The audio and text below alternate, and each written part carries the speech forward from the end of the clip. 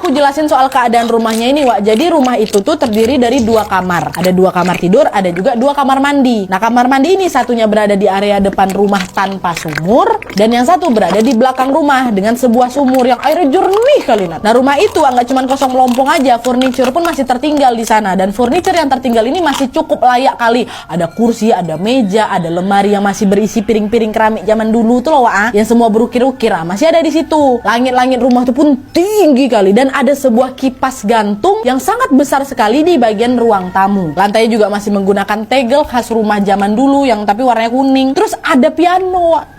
Ada piano di sebelah kamar utama. Terus ada TV model tabung, Wak, di ruang tengah rumah itu, tapi udah rusak memang. Nah, saat mereka berjalan ke belakang, mereka membuka gudang yang ada di sebelah kamar mandi sumur belakang tuh. Hana nengok ada sepeda ontel yang memang kayak disenderkan di dinding gitu. Sepeda siapa nih, Pak Yono? Oh, itu mungkin sepeda Pak Encep tuh, Bu Ana. Lagi dititipin di sini gitu, kata Pak Yono kan dah.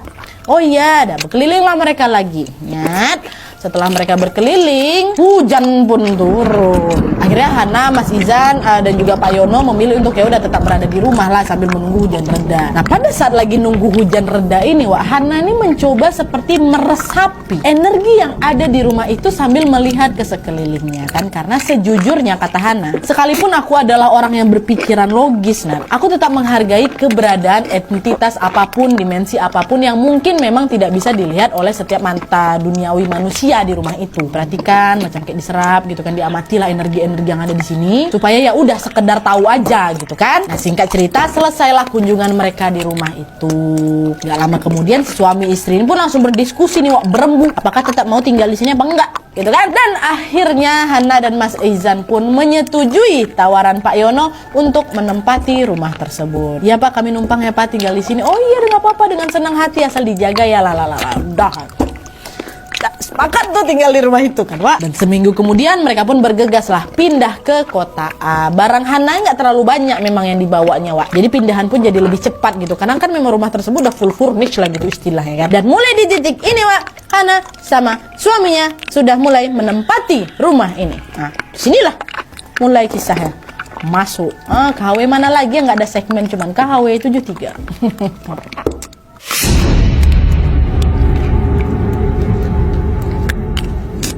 Dan ikan, Wak, tinggallah mereka di sana kan. Di hari pertama ketika mereka sudah sampai di rumah ini, Hana sama Mas Izan memutuskan untuk ya udah membelilah beberapa perlengkapan seperti plastik lemari.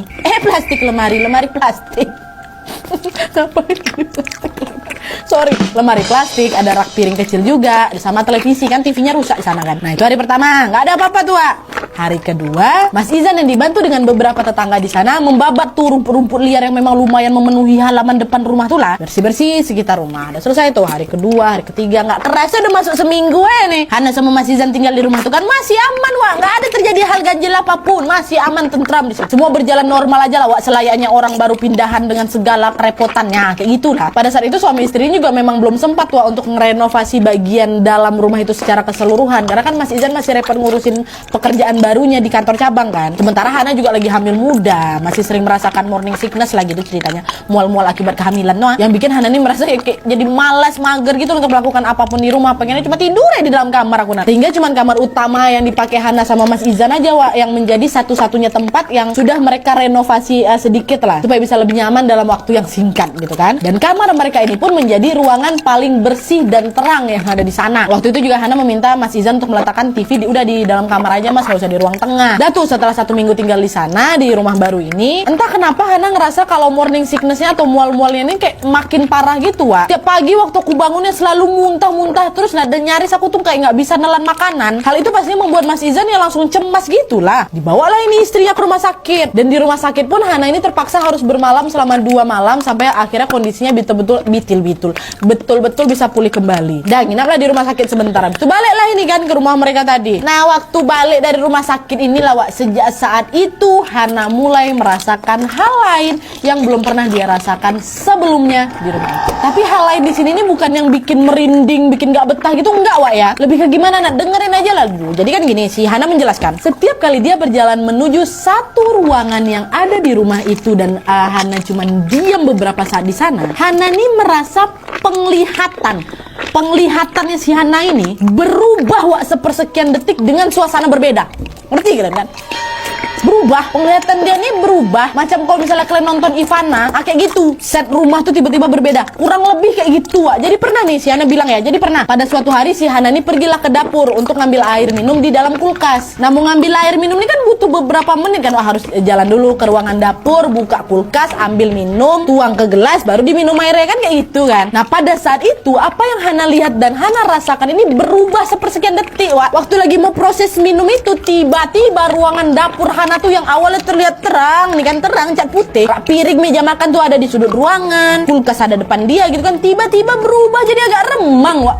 Beremang, dan tata letak tadi pun berubah total. Gak ada meja makan milik Hana di sana, nggak ada. Dapur itu tiba-tiba berubah aja, Wak. Berganti menjadi meja makan kayu dengan 4 kursi di sudut ruangan itu. Nah, dekat pintu belakang kan dapur ada pintu belakang kan. Nah, dekat pintu belakang tuh ada 2 pot tanaman tinggi, kata. Sebelumnya nggak ada tuh di situ. Ngelihat hal, kenapa berubah nih tuh ya? Syok si Hana, Wak. Tangannya gemetar waktu nengok itu semua. Ya kayak mana nggak getar? Kalian lah coba bayangin kalian di posisi Hana itu. Dapur kalian kenapa tiba-tiba berubah? Suasana berubah, tata letak berubah, dan belum selesai nih ya kaget Hana. Terus perlahan-lahan setelah dia ngelihat nih setnya berubah, perlahan-lahan Hana mendengar ada suara anak laki-laki, Wak, berlarian di area dapur tuh. Dan pada saat Hana menoleh ke arah suara, dia melihat anak-anak laki-laki itu sedang lagi saling kejar-kejaran gitu lah, Wak, dengan wajah ceria. Itu yang dia lihat. Dan yang Hana lihat, wajah mereka bukan orang pribumi. Bukan. Hana langsung bilang, ini orang asing nih. Bule nih. Nengok itu makin bergetar badannya si Hana, jatuh itu apa gelas yang dia pegang. Nah, pada saat jatuh langsung penglihatan Hana nih ting berubah balik, Wak. Berubah ke keadaan sebelumnya. Memang cepat kali kejadian, memang sepersekian detik dia buka gelas, tiba-tiba ini suasana dapurnya berubah, tata letak berubah tuh, ada anak laki-laki jalan berlari-larian, mukanya bule. Dah habis itu berubah lagi ke keadaan sebelumnya. Kayak gitu. Walaupun cuma bentar ya, beberapa detik, tapi Hana merasakan kejadian barusan itu betul-betul nyata, dan sampai lemas kaki aku waktu itu, kayak betul-betul nggak sanggup napak lagi. Terjatuh lemah lagi tuh, Wak. Sampai akhirnya si Hana ini harus ngerangkak, Wak, balik ke kamar saking lemasnya. Itu kejadian aneh pertama yang dia alami di rumah itu, Wak. Dan setelah kejadian itu hampir beberapa hari ke depan mendemam Hana. Apa ini ke toko ya deh? Mendemam si Hana, jatuh sakit, dia panas badannya. Nengok itu cemas lagi lah Mas Izan lakinya kan, udahlah bini aku lagi hamil, di sini cuman aku berdua aja, aku kerja, dia sendirian di rumah, ini sakit pula bini aku, was-was kali lah pokoknya. Dan pada saat itu Hana ini juga belum mau menceritakan kejadian yang dia alami ini ke suaminya, karena khawatir nanti pasti Mas Izan jadi kepikiran ini. Akhirnya udah dipendamnya aja lah itu sendirian, Wak. Nah, tuh kejadian pertama kan. Lanjut lagi. Nah, terus, Wak, sedikit informasi ya. Jadi di depan